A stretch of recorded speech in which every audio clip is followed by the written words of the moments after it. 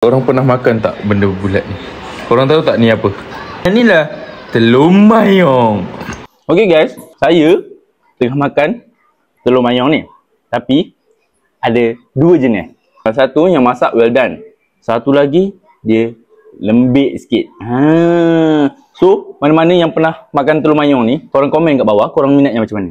So, saya akan review dulu. Siapa yang tak tahu macam mana telur mayong ni. Bismillah. So, korang boleh tengok dalam dia memang padat. Tak ada cair langsung. Penat. Yang lembik ni dalam dia ni, yang cair sikit ni macam telur separuh masak, yang telur ayam tu. Ni, tapi ni telur ikan.